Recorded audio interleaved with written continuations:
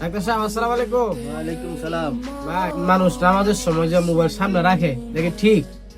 না, এটা মোটেই ঠিক না। কারণ হইলো আপনি যে মোবাইলটা আজানের 5 মিনিট বা 10 মিনিট আগে মোবাইলটা দিয়ে আপনি চাইতেছেন, এতে চাইয়া আপনি নাচ গান চাইছেন, ডিস্কো নাচ গান চাইছেন, বিভিন্ন রকম অশ্লীল কত রকম জিনিস চাইছেন।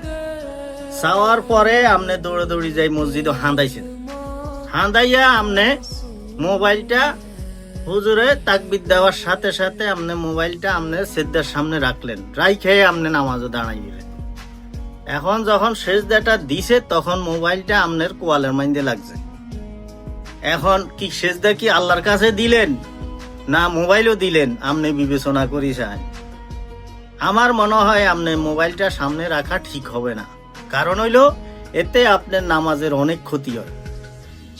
কারণ নামাজটা হইলো এক মন এক দিলে আপনি পড়তেছেন, কার জন্য?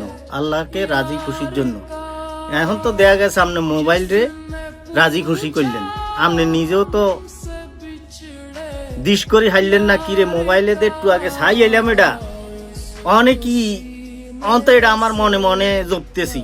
নাচ গান চাইছি যে অনেক তো এটা সামনে তো রয়ে গেল, নাচ গানটা তো আমার সামনে একবারই সেজদার সামনে।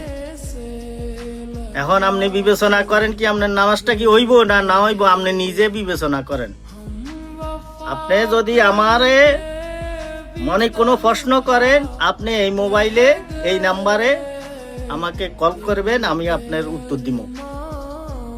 ঠিক আছে ইনশাআল্লাহ। ঠিক আছে।